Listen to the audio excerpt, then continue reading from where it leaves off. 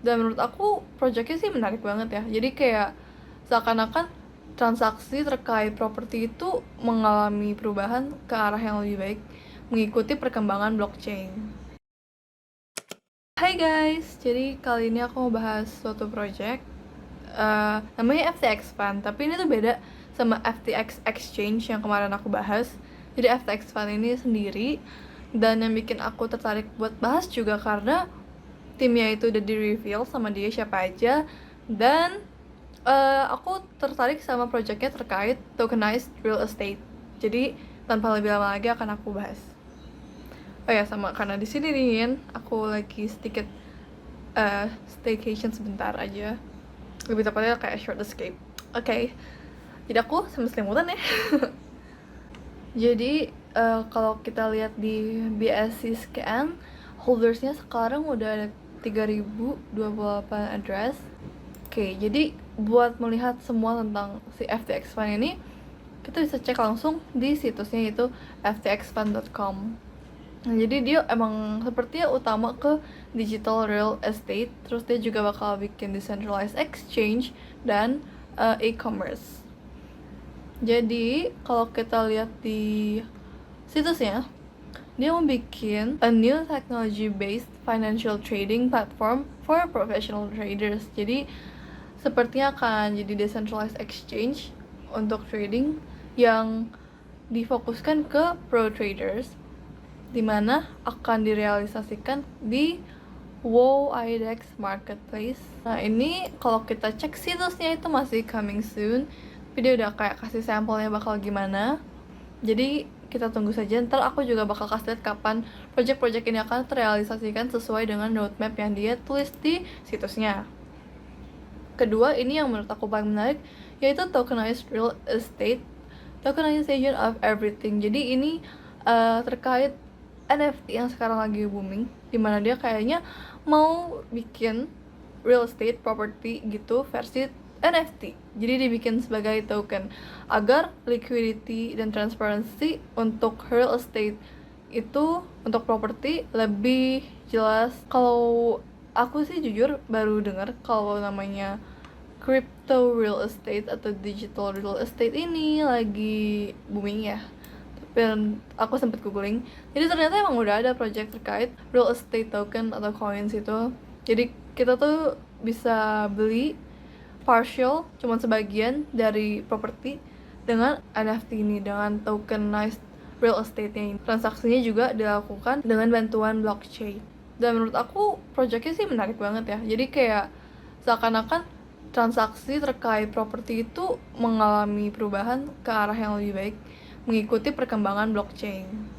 Terus dia juga membuat e-commerce yang disebut Ontora, tapi ini aku temu situsnya namanya Onstora sih. Jadi mungkin harusnya di Onstora ya, soalnya yang dia udah bikin situsnya, dan di sini logonya tulisannya Onstora.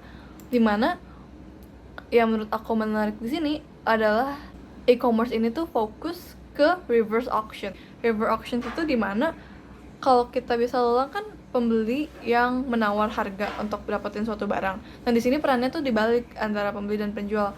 Jadi satu pembeli akan banyak ditawari harga terkait suatu barang dari penjualnya, misalnya, aku bakal jual barang A seharga 10.000. Nah terus ada yang lain bilang, aku jual 9.500. Dengan ini pembeli tuh bisa dengan mudah mendapatkan harga yang lebih murah. Jadi menurut aku ini sangat menguntungkan sih untuk kita sebagai pembeli. Nah, jadi di sini ditulis untuk e-commerce-nya, FTX akan mengintegrasikan smart card technology menggunakan Visa, Mastercard, dan UniPay agar pembayarannya itu dalam fiat currency atau mata uang negara di lebih dari 180 negara. Dan terakhir, dia mau bikin international payment card and gateway, metode pembayaran yang all in one, terutama untuk pembayaran dalam cryptocurrency. Nah, hal yang mau ditonjolkan dari sistem ini adalah sebuah payment card yang akan mendukung produk-produk dalam payment gateway ini, namanya Paygate. Jadi kalau kita lihat nih situsnya juga masih coming soon. Nah, kalau aku lihat dari sebelum kita lihat ke roadmap-nya, Di sini dia juga udah ngasih tahu siapa aja sih orang-orang di tim FTX Fund ini, dan experience-nya itu bisa langsung cek aja di LinkedIn-nya.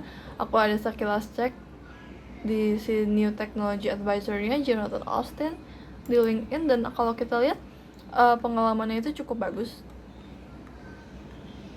Tada!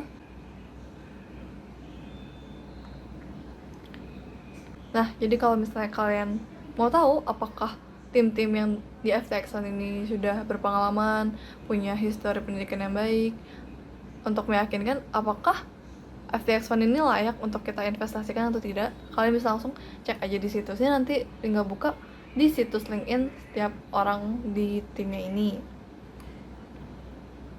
Nah, kalau kita lihat roadmap-nya terkait project-project yang tadi aku sebut, rencananya akan terrealisasikan pada kuartal ketiga sampai kuartal keempat 2021. Berarti FTX Fund ini masih punya waktu sampai akhir tahun ini. Dan kalau kita lihat nanti dia mau listing juga di Nasdaq. Jadi seperti akan ngeluarin saham juga, di mana setiap holdernya bisa mengconvert, bisa menukarkan FTXF token ini ke sahamnya FTX Fund dengan perbandingan 1:1. Jadi kalau kita punya satu FTXF token, itu sama aja kayak kita punya satu sahamnya si FTX Fund ini.